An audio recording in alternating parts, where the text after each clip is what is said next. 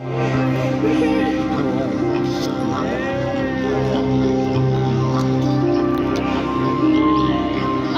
down, ladies and gentlemen, that was Ash, Cinder and Brooke. They are our beautiful black kites.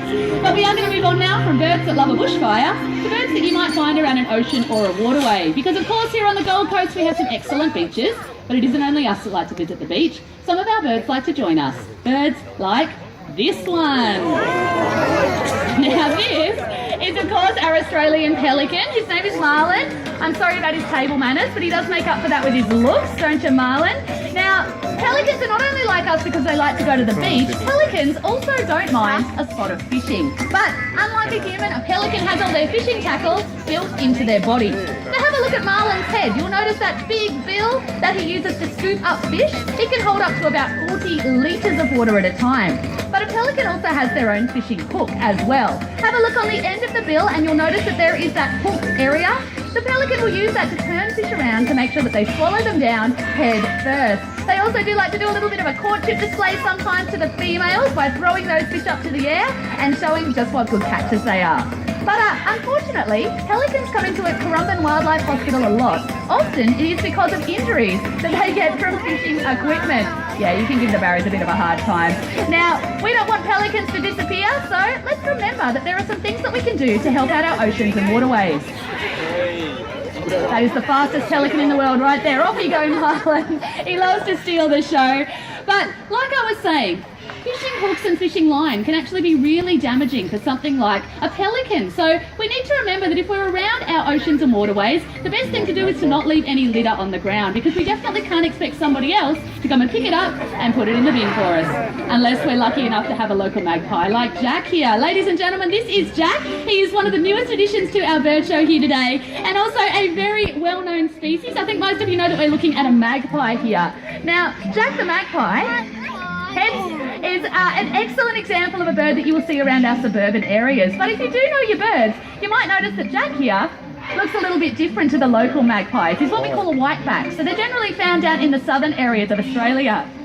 Now, they're a very common occurrence around some of our open areas like our playgrounds, schools and our parkland areas, and they're also a bird that has a little bit of a reputation for being a little bit nasty. Has anyone here ever been swooped by a magpie, maybe during the springtime? Yeah, I thought so. Well, here at Currumbin we like to refer to this bird as a black and white missile of fury, especially around the early springtime months when they are breeding. They will be very, very protective of their breeding site. They're also an incredibly intelligent bird too. And studies have shown that they're capable of recognising particular faces.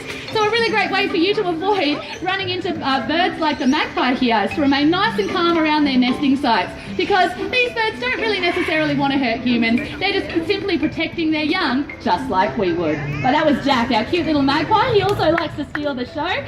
But he's not necessarily that big, is he? He's not really that powerful, and we are definitely also famous here in Australia for some big, powerful birds as well. So I'm actually hoping to bring out one of them next, but in order to do that today, I am going to need just a little bit of help. So I'm hoping that there is a small prey-sized child out there who might be brave enough to come out here on stage with us and help us train this next bird. Put your hand up if you want to come up on stage to join us. We've got a few people here. How about you there, darling, in the pink and white hat? Why don't you come on up on stage and join us? Let's give her a big round of applause. She's very brave. Come on up, sweetheart. Come on up. Careful on the rocks there. That's it. Come on into the centre here. Hello, darling. What's your name? Danica? Danica. That's a lovely name, sweetheart. Who'd you come to Currumbin with today? Do you have family out there in the crowd somewhere? Where are they? Point them out.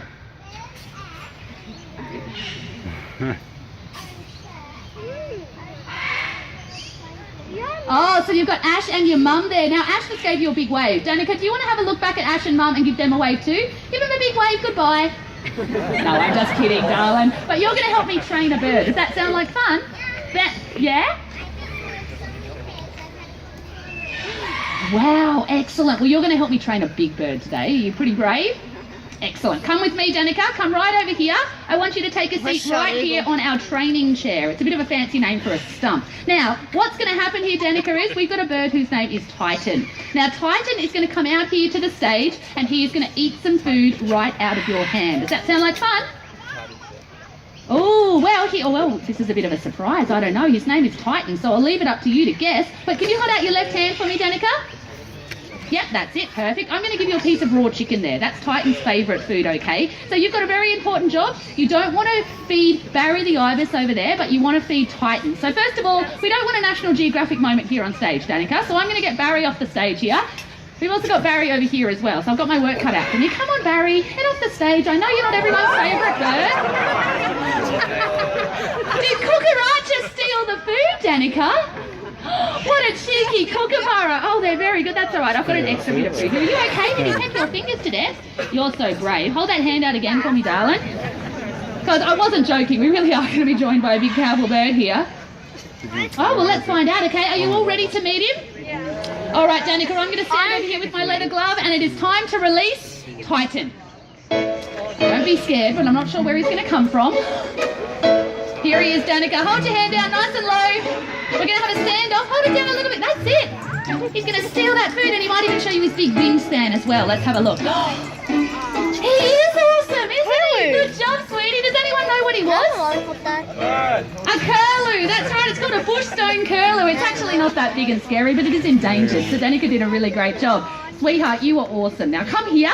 There is just one last thing we need to do before you head back to your mum, and that is, of course, make sure that your hands are nice and clean, because they're a little bit grotty. So I'm going to show you how we clean our hands here at Crubbin. You're going to rub them together really, really quickly, and then you're going to wipe them all over that beautiful dress. No, Danica, don't do that. I was only kidding. I have hand sanitizer here, sweetie. Hold your hand out.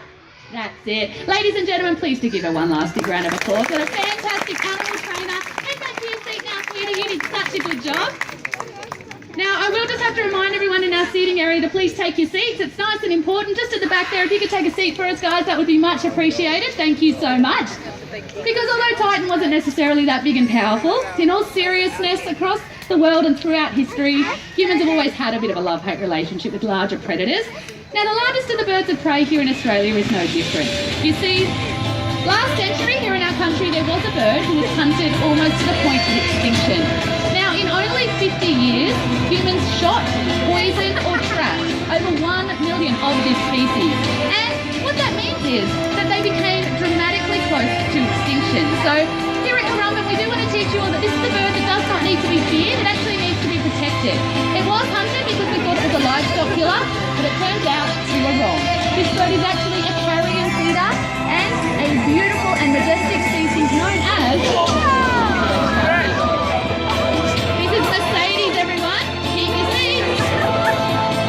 She loves to get a haircut.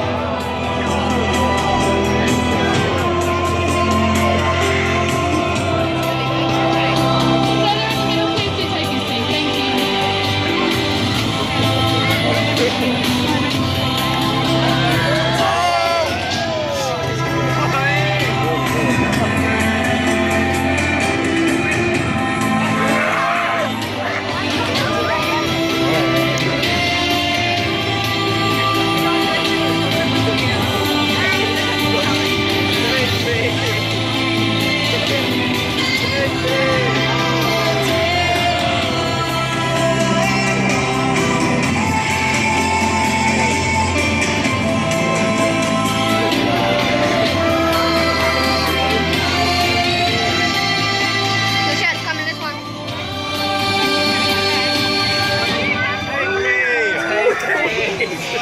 Mercedes here takes one last spectacular flight over your heads. Make sure you check out the wingspan and, of course, that iconic wedge-shaped tail. Ladies and gentlemen, it is no wonder this is the bird to rule the skies here in Australia, the wedge-tailed eagle. Put your hands together for Mercedes. She's done such a great job for us this morning. Now that bird is not only majestic, but it is also a really great example of how if humans work together, we can still have a positive impact on the environment. Because since the 1970s, wedge-tailed eagles have now been protected, and I'm really happy to say that their numbers have bounced back from the brink of extinction. But do think about some different things that we can all do together to help make up for the impacts that humans are still having on the environment. There are some things that we can do every single day to stop things like habitat destruction, because think about it, every minute of every day 100 acres of rainforest is being destroyed. Now that is the size of 10 times Crubbin Wildlife Sanctuary every 10 minutes. Now of course humans are affected by this habitat destruction, but there are so many families of birds, just like our parrots, that really do need our help, because parrots cannot build their own stick nests. These birds need Mother Nature and tree hollows to help them out. Here in Australia we are known for our parrots. looks like our cheeky little major Mitchell cockatoos, just like squirt here on stage. The clowns of the bush, the little galahs, just like green here. Up the back there, you've got our long-billed Corella ivy, and you would have just noticed one of our international guests, a big bird, our green-winged macaw from South America. So let's think about ways that we can help these birds. A really great thing to do is to plant some native trees. Maybe put a nesting box up in a tree. Protect any of these old growth trees, or even some of those trees that may look dead on the outside could still be bursting with wildlife on the inside through those tree hollows that house things like our parrots. Also think about some small and simple things that you can do on a day-to-day basis to help make up for the impacts we're having on the environment. Think about when the next time you go to the shop, say no to that plastic bag. And if you see a piece of rubbish on the ground, pick it up and put it in a bin. You may just save the life of an animal. But whether you realise it or not, just by coming to Crubbin Wildlife Sanctuary, you have made a valuable contribution to helping out the environment because you have helped us look after over 1,000 animals to call Crubbin Wildlife Sanctuary home. You've also helped us with 22 different conservation programs that we take part in here in Australia and around the world. And of course, you've helped out Crubbin Wildlife Hospital, one of the largest of its kind in the Southern Hemisphere. Last year alone, Crubbin Wildlife Hospital took in almost 9,000 animals from the wild, and to date, we have released almost 50,000 animals back into the Gold Coast and its surrounds. So we really want to say thank you to you all for allowing us to do what we do. One of the best ways we know how to do that is to invite you to get up close to some beautiful birds. So we've got two amazing opportunities for you right now. First of all, if you would like to meet a wedge-tailed eagle, we have the beautiful Rex here with Claudette. Rex is heading up to our bird of prey photo booth right up there. You can head up there too. Go and stand eye to eye, shoulder to shoulder, next to Australia's largest aerial predator and have a great photograph taken. But if you want to take it a little bit further and you want to feel what it's like to do this job, you can pop hold a raptor handling glove yourself, head down the pathway to Wild Experiences. For the next half an hour only, you can hold the cute little barking owl Bailey here and have a photograph with her on your glove for the low cost of only $10. That is our half price special of the day, so it is a really fantastic opportunity to get closer. But if you want to see all of our birds, make sure that you inquire at Wild Experiences about our behind the scenes tour at 12 o'clock. 15 lucky people for only $15 can come behind the scenes and see what we do here. But on behalf of myself and all the team, thank you so much for coming. Have a great day. We hope to see you all again next time. Thank you. So ladies and gentlemen, boys and girls, if you want to meet the wedge-tailed eagles, head up to the bird of prey photo booth. If you want to hold the barking owl, head down the pathway to Wild Experiences. And if you want to be a part of our behind